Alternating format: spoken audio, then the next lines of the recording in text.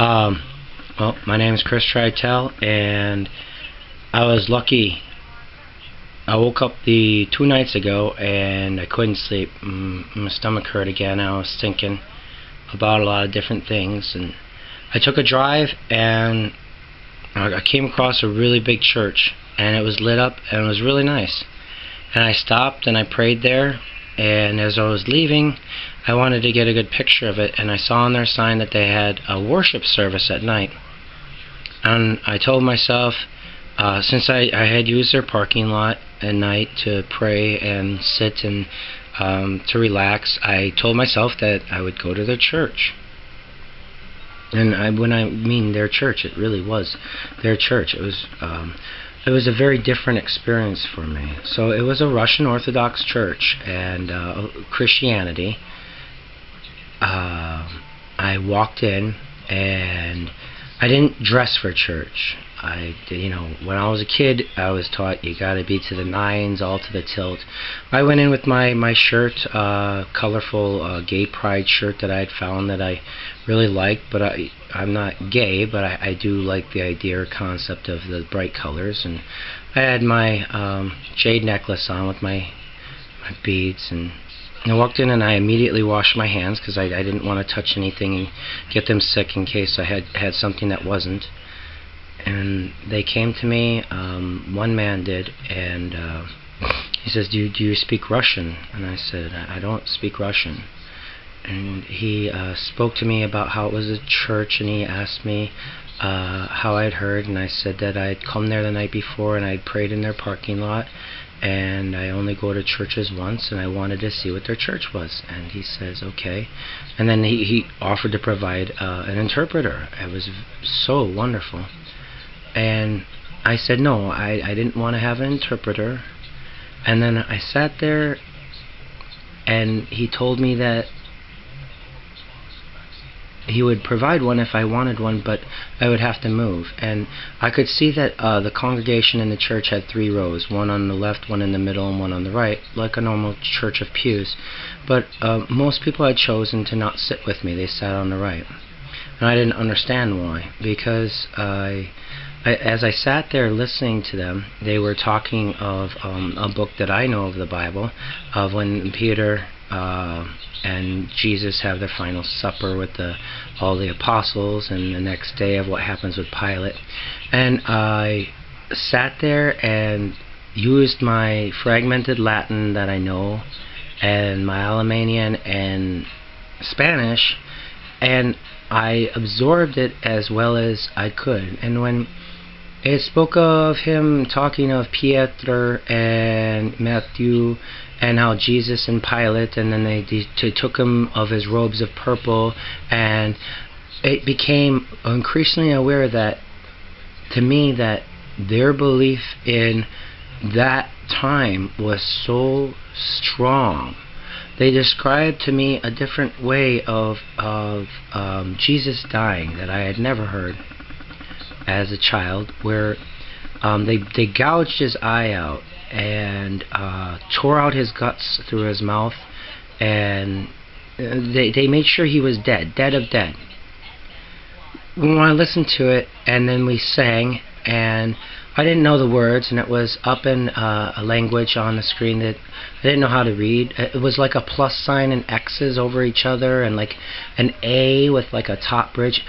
But what the words were that basically all of your brothers should come here together, and it wasn't a matter of the song, it wasn't a matter of the feeling. What it really was a matter of is that those people that were in there invited me in and showed me a greater level of tolerance than what has ever been shown to people that I have ever been raised with. And I'm doing this because I thank them. It's of a great amazement that such a small peoples as them can have such great faith that they are going to go forth and open a new church, and that they've opened new churches, and they did stuff like that, and that they're willing to sit there. And although I was there for 2.5 hours the whole time they spoke Russian, I understood. I'm sorry, I had to make sure it was still recording. Sometimes my batteries go dead. I understood what they were saying after a period of time. And what they were saying was is that we have faith, we follow faith, we love God. And that is what I got of it. And I wasn't judged for it. And I was invited back, and I said I would be with them in my heart. And I am. I'm with them in my heart. And I am so glad I got to be there. And I'm so glad that I got to be there and not know the language. Because it showed me that when I was a child listening, it was less of the words that were said and more of the feeling of the heart that you get from within.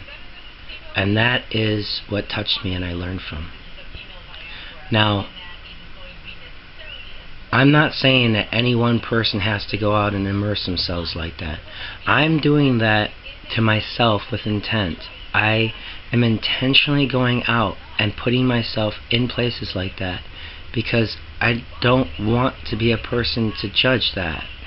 I don't want to be a person to say, I don't know you and I'm going to throw you all into one ball and judge all of you.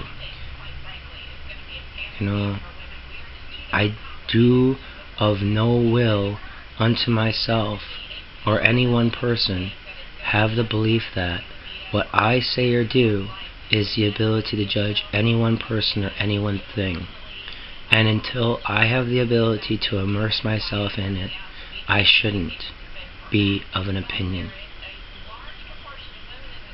And I don't recommend that you do it unless you can go in there and you can keep your mouth shut and you can just let yourself go.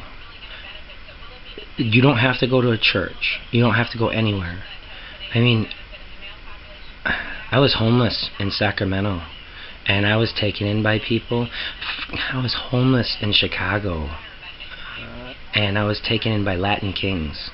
You know, I was out in the cold, and two Latin kings took me and brought me into their home and says, their grandmother's sick, you can stay here, mi abuelo is of death and dying, and if you'll stay here, you can have food and you can sleep in the closet. And so I slept in the closet when I was young. And you just can't judge others based on what you think they are.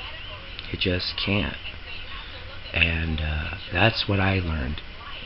And I guess I'm going to call it immersion therapy. If I'm going to have an open mind about this country, I'm going to have to immerse myself. I don't think that the caucuses are helping us. I don't think that going out and preaching like that is helping us. I think the only way to learn is to do this, to go out and have the heart to accept people for who they are instead of trying to impress upon others who I am. Because I am nothing but the unfounded interests of other people who have taught me. And other people have the right to be too. And that's what I would like for our campaign to be about. I get very angry about what I see on TV, and I get very angry about what I see around the world. I have some really good solutions, and they're insane.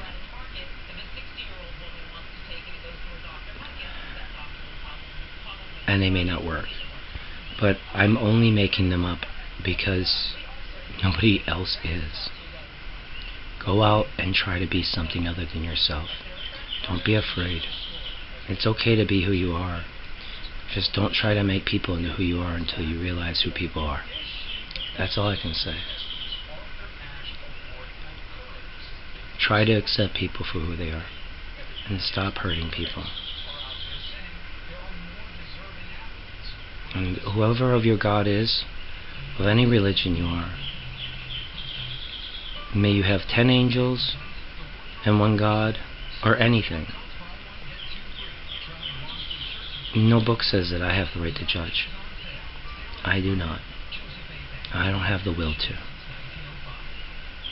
God bless everyone. And we all can. Stop canting and sing. Pray harder. Pray for us all. I have a solution. I'm going to post it this afternoon. I'm going to start a new thing called The Solutions. Salah.